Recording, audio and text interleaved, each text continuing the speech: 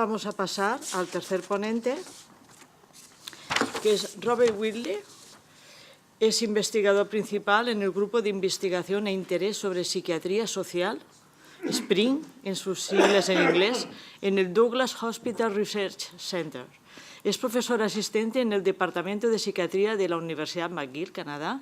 Sus dos principales temas de investigación son la recuperación y el estigma de la enfermedad mental. Ha estudiado también el riesgo de suicidio en los hombres, dando charlas en la Canadian Association for Equality y publicando distintos artículos en la prensa para llamar la atención del problema. Muchas gracias, Robert. Adelante. Take the floor. Hola, buenas tardes. Quiero hablar en español, no habla très bien. Muy bien, bueno, voy a hablar en inglés. Thank you very much for the invitation, Teresa, Eduardo, Roger. Today I'm going to talk about a very serious subject, which is suicide in men. I'm going to introduce some very important statistics, which I hope you'll all remember. I just wanted to say before that I actually used to work in the European Parliament here in 1999, so it's great to have an invitation to come back, and that's my old identification card. In the European Union, there are 58,000 suicides every year, and approximately 75% of those are made by men. 43,000. The most common age group is the 40 to 60 age group. Certain groups have very elevated rates. Gay men, for example, in northern Sweden, kind of indigenous men, the Sami people, have very high rates. So if you take the European Union as a whole, there are certain groups that have very high rates, but men in general, as said, make up 75% of suicides.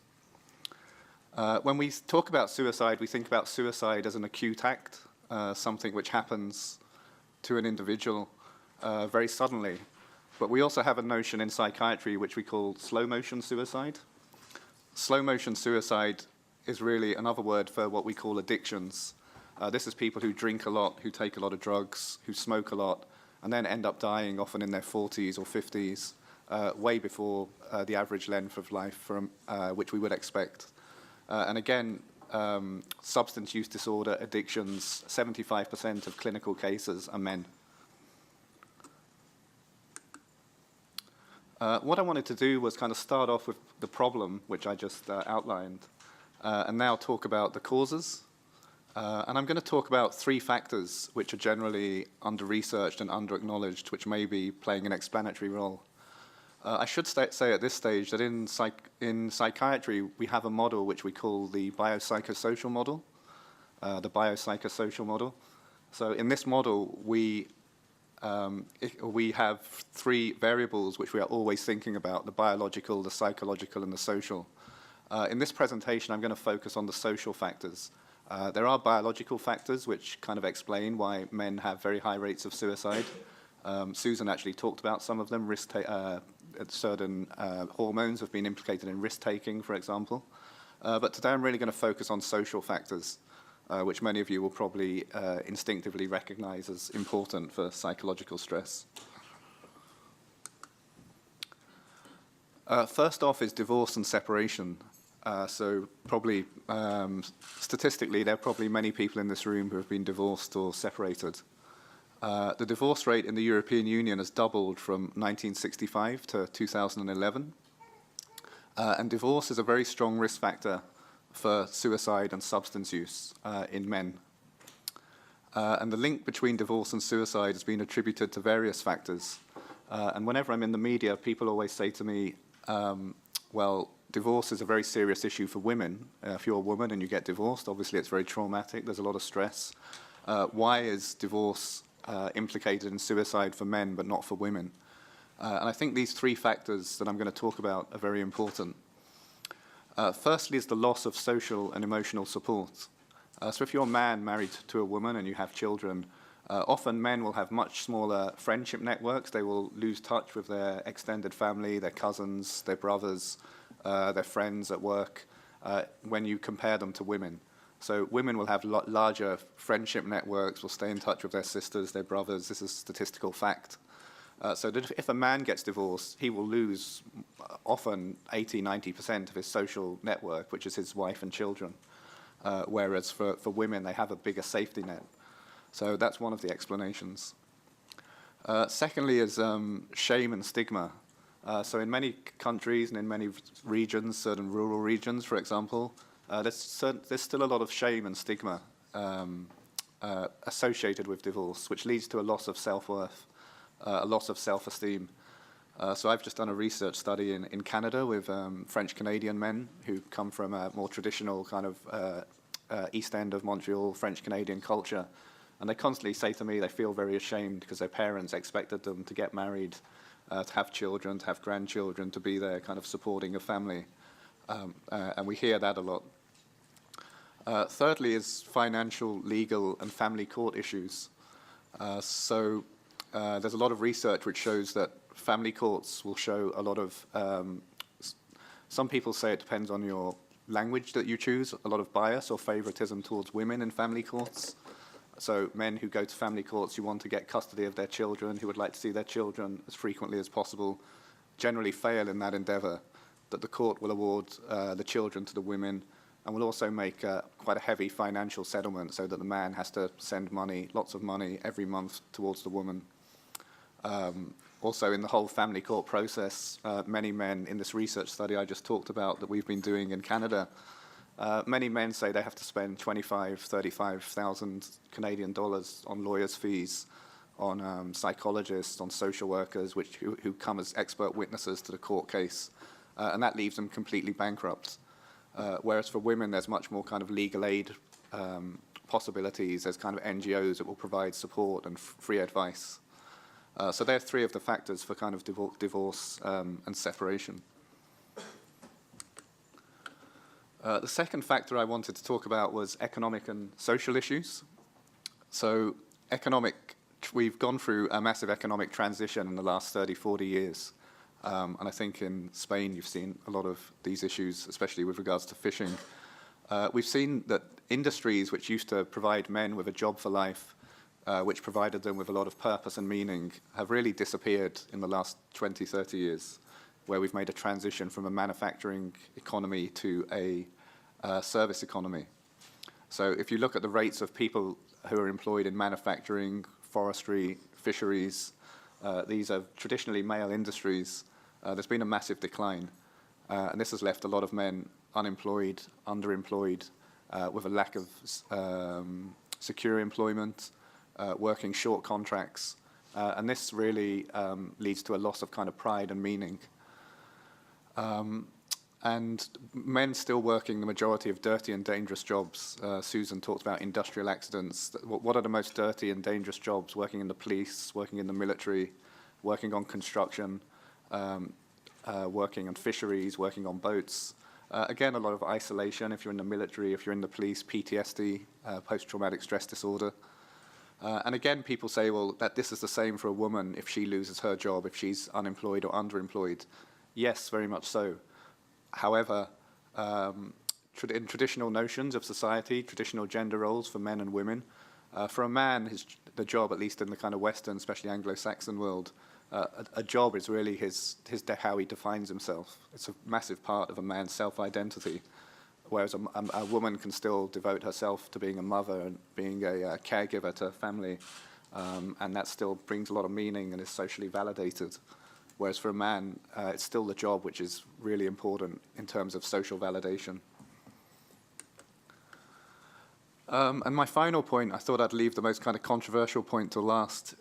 Some scholars are saying that we now live in an era where men are very highly demonized. And I just gave a couple of examples up there. There's a hypothesis or theory in sociology called the chivalry hypothesis.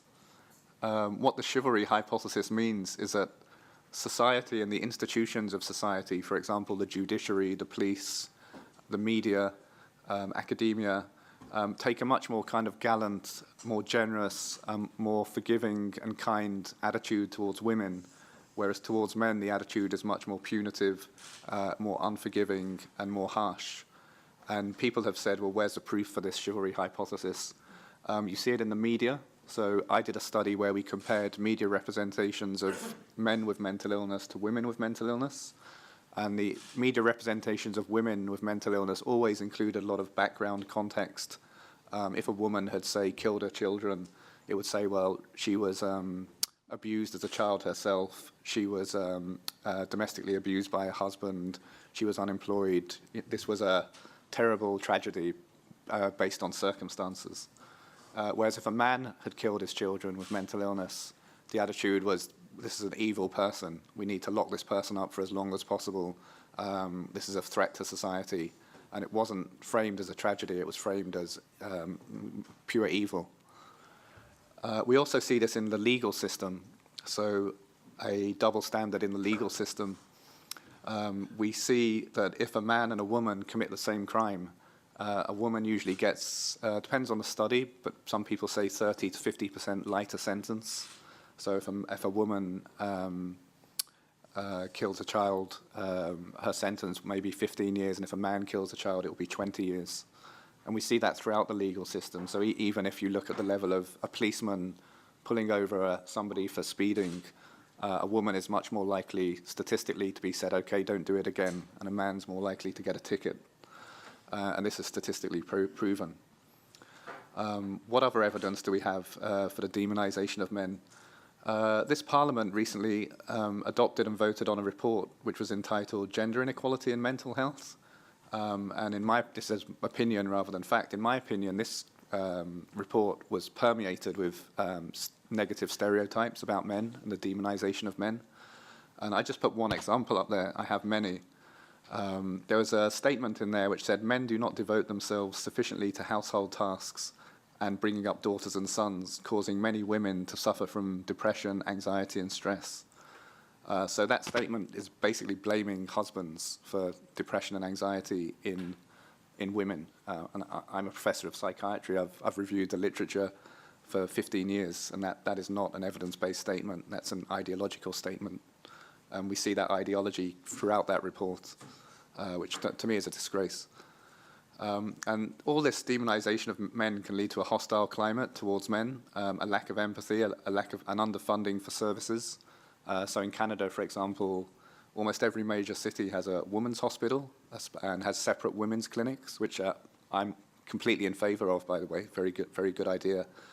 Women have separate issues, and it's important people are trained to address those issues. But we see 0 hospitals for men, 0 special clinics for men. I think with that noise, I'll just go on to my next slide, which is mental health services. So we see lower rates of mental health services, mental health service utilization in men. So if a man has a mental illness, he's statistically much less likely to go and see a psychiatrist or a psychologist than a woman. What is the explanation for this?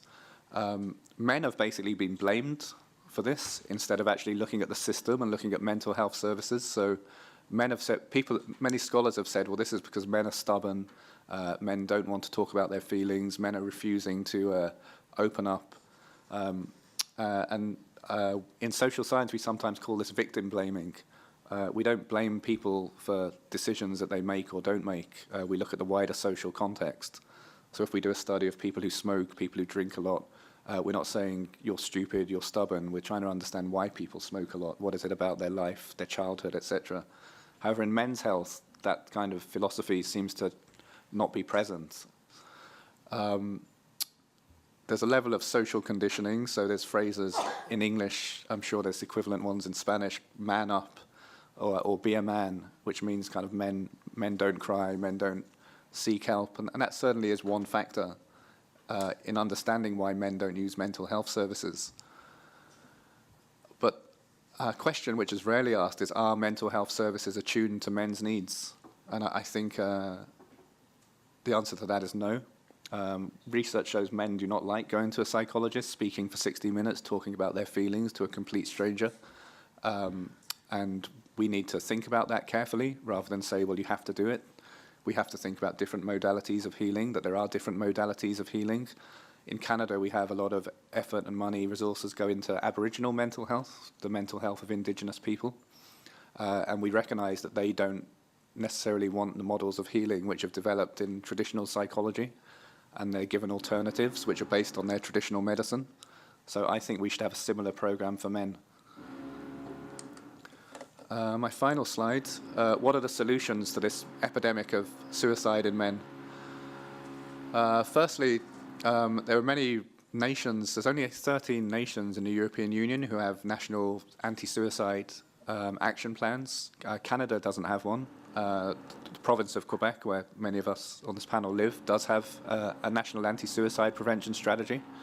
It's had one since 1999, and this has actually led to a massive reduction in suicide.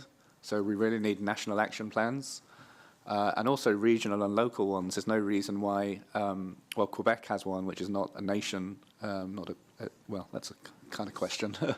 But I don't know, like Catalonia or the Basque Country, Scotland, you can have regional plans, and they can also be very successful, or even at a local level, at the level of a city. We need to recognise suicide as a social issue, not just a health issue. So when I talked about divorce, I talked about economic issues, occupational issues. These need to be addressed. And my final point is greater choice within mental health system. So this idea of just popping a pill or just talking to somebody for 60 minutes, research shows men don't respond well to that. Not only men, Aboriginal people don't respond well to that.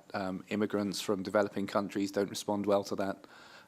What mental health services have done is that they've noticed, for example, with immigrants and Aboriginal people, there needs to be more cultural competence, more choice.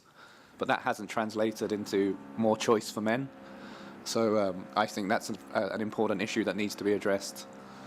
And then just finally to, again, say thank you to Therese, and thank you to Eduardo and Roger, and thank you to the interpreters in the box.